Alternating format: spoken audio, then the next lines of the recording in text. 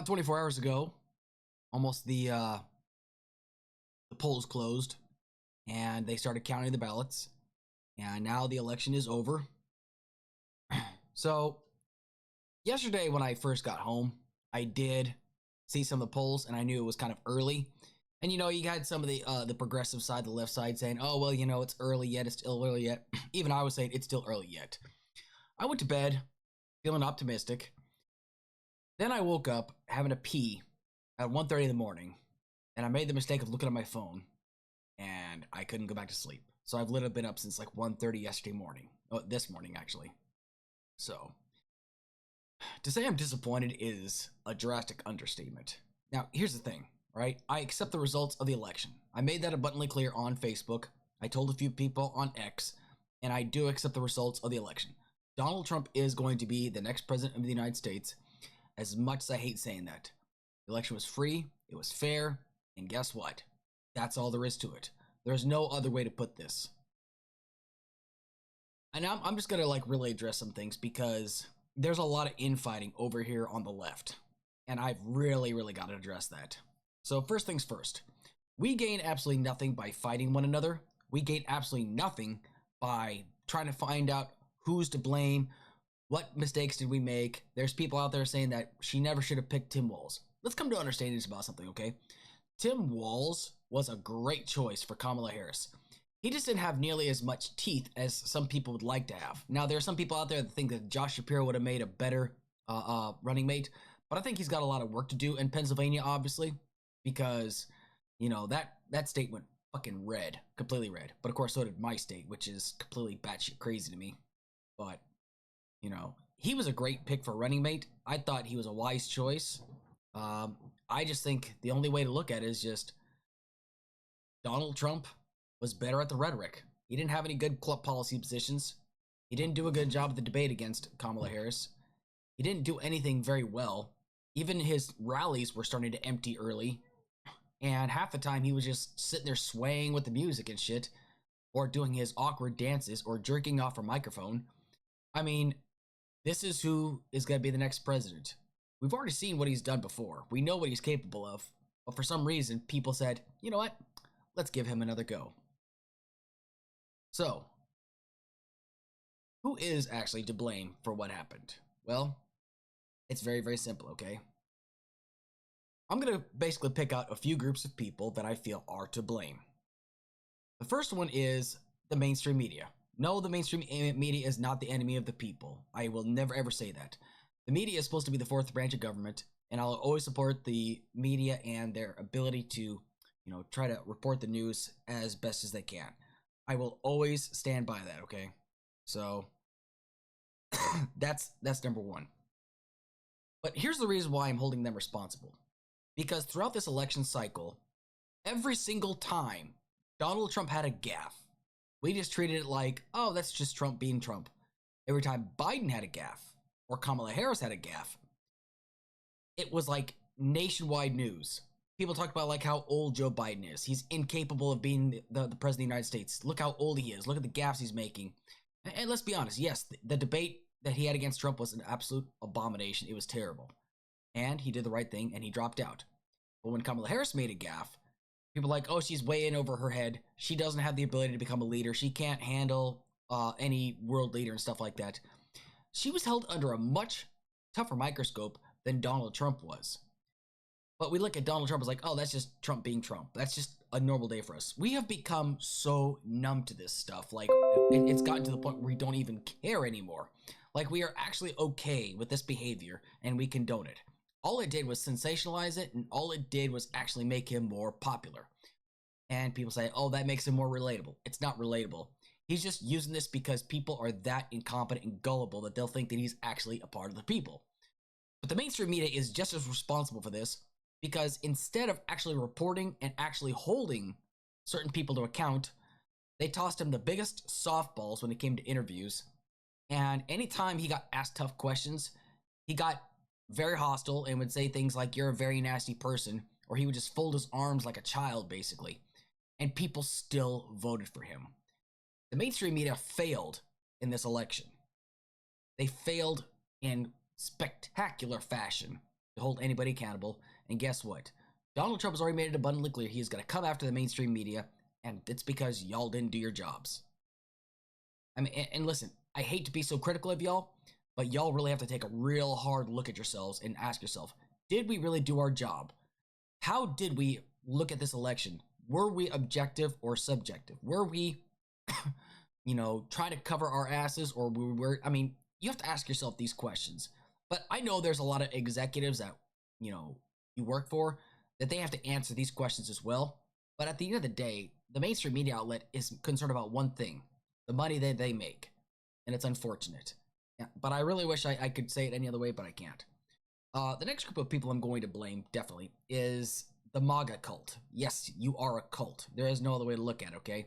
And I know there's some people that are probably going to watch this like, oh, just cope and seethe, cope and seethe. No, listen, y'all are in a fucking cult, okay? And the reason why I say this is because Donald Trump literally could do whatever he wants. I mean, you can't sit there and tell me that you're looking for morals, values, you're looking for a man that's not corrupt, you're looking for a man that actually speaks in coherent sentences, you're actually looking for somebody that has the tenacity. That's not Donald Trump. But the fact of the matter is that's your guy. A guy that is proven to be a felon, a guy that is a proven, sexual assaulter, found liable for that. But this shit's gonna get thrown out anyway because he's pretty much above the law right now. Y'all know that what he did, you all do know he's guilty, but you just don't care because he can do no wrong in your eyes. And that's a problem. Y'all could have actually shown a little bit of backbone, a little bit of spine, and said, you know what, this is a bridge too far, but you won't do that. January 6th should have been a bridge too far, but y'all doubled down on it. Y'all said that they were justified in doing that. You actually call those people hostages when they're not. They're traitors. I don't care what anybody says about that. It's 100% true. Y'all are to blame for this. Next, another media outlet, Piers Morgan. Piers Morgan carries more water for Donald Trump than an entire fucking football team. I have never seen anybody carry more water for Donald Trump than him. The guy claims to be an independent journalist. He claims to be a liberal, but he is not. And the only person that's ever actually been able to hold him to account is Mehdi Hasan. Mehdi has actually been the only person I've ever seen that actually makes that guy tiptoe and just dance around the question when he's been asked very direct questions. If Donald Trump is not a racist, why does he say racist things? Can't get an answer out of him for that. Piers likes to hold people to account when they vote for Biden or they voted for Harris, and he doesn't like when the answers they give. But anytime you get people on that support MAGA, they are never held to account. Instead, Piers Morgan just basically cups the balls and just basically gives them a hot stone massage basically and gives them the full spa treatment essentially. That's not good media. Yes, it's very successful. He's got millions of viewers and I watch his stuff all the time. But I think it's getting really old to the fact that he is not willing to be consistent.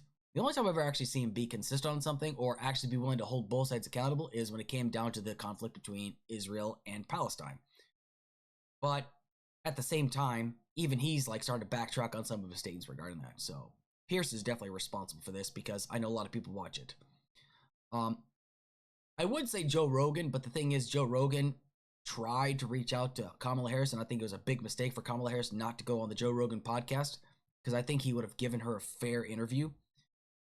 But from what I understand, the bits and pieces I saw the Joe Rogan interview with Donald Trump, it was bad. It was really bad. Even Joe Rogan knew that he was full of shit. But it didn't matter. It did not matter. The last group of people that I'm going to hold solely responsible as well is us, the American people. We allowed this to happen, okay? We definitely allowed this to happen. Even if you voted against Donald Trump, even if you voted for Kamala Harris, even if you were hoping for that blue wave, we allowed this to happen. And the reason why I say this, and I'm not going to try to advocate for any violence because I don't believe in that shit, okay? I've seen enough violence to last me a lifetime. I don't want any violence to come of this. I just want to make that abundantly clear. But the problem is that we allowed this to happen. January 6th should have been the straw that broke the camel's back because that was literally an attack on our democracy based upon a lie. And if you don't think it was an attack based upon a lie, let me ask you a question. If Donald Trump didn't lie about the election being stolen, would January 6th have ever happened? I want you to think about that. Think about that question I just asked you, because the answer is no. January 6th would not have happened had Donald Trump not lied about the 2020 election being stolen, but he did lie, and it cost people lives. Simple as that. Had he not done that, nobody would be in prison this day. Nobody would have gone to prison for that. But they did. Why? Because of the crimes that they committed that day. And listen, if you think that they didn't commit any crimes, that's your opinion. But the fact of the matter is, a court of law determined that they did break a crime. The QAnon shaman even pled guilty, admitted that he was wrong. Pam Hemphill, who is the woman that was turned into a pariah, basically. She's the the grandmother that had cancer that got sentenced to prison. Even she knows what she did was wrong. That's why she came out and voted against Trump, because he basically used her and everybody else, pushing this lie that the 2020 election was stolen. But for some reason, there was no election fraud this election cycle. So interesting. It's only when Donald Trump wins when there was no fraud to determine the outcome of the election. Y'all bought it. Hook, line, and sinker. But here's the reason why we are all responsible. Merrick Garland drug his feet. Now, I know the reason why he did it. It's because you have to be right on these cases. Because if we are wrong, it gives them even more ammunition. But people are under the impression that the DOJ was weaponized against Donald Trump. No. Donald Trump is a criminal. He is a criminal. I don't care if this gets put behind bars. I don't give a shit at this point. Because here's the thing. Donald Trump did commit a crime. He is a felon. He's been found liable for sexual assault. He had documents that he was not supposed to have, but he cannot explain that. And everybody that tries to complain is like, oh, well, what about this? What about this? What about this? There is no whataboutism here. Either Donald Trump did it or he did not do it. But you guys always try to find a whataboutism. But the reason why we are all responsible is because, again, we've allowed ourselves to become numb by Donald Trump, his rhetoric, the things that he says. We've allowed this to happen, and it never should have gotten this far. If this was the 1990s, it wouldn't have even been a question. He would have been trounced out of the election immediately. But our media, social media, and our television, like, we've got brain rot from all this. People actually look at Donald Trump as a leader. He's not, though. He's a disgusting individual. Not just disgusting individual, he is immoral in every aspect. Even the fact that Jeffrey Epstein, like a few days ago, they released a tape of Jeffrey Epstein saying that, hey, I'm still friends with Donald Trump. Y'all didn't care. Which goes to show that it doesn't seem to think that you guys seem to care about anything. If Donald Trump's against it, y'all are against it. If he's for it, y'all are for it. There is no other way to look at this. It's going to be a long 4 years. In 2 years, we're going to have another midterm election, and then we'll try to get the House back. How likely that's going to be, I have no idea. It's going to be a very long 4 years, though, because Donald Trump right now is the oldest person to ever be elected to the President of the United States. He'll be 82 by the time he leaves office, and then we'll see what happens afterwards. And now there's people who talk about like how J.D. Vance needs to run for office. First things first, J.D. Vance has proven to be a very inadequate senator. The only reason why he got picked is because Trump needed a yes man. And that's all he's going to be, is a yes man. There's no other way to look at that. And listen, if you're going to get angry about this, I don't really give a shit. Because it's game time now. It's fucking game time. Even if people are going to tell me, oh, my content sucks, I don't give a shit. I'm going to keep doing what I do. And you're not going to deter me from what I'm doing. I'm going to do this. I'm going to release more content every single day. January 20th, 2025, it's fucking game time.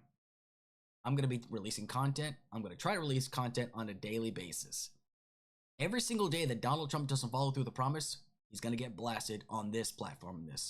Not in a violent manner, just factual matter. This pragmatic progressive is definitely going to be all about the rhetoric. This is the standard that you have all created. Now, you're going to have to deal with it yourself. And if you get mad about it, I don't care.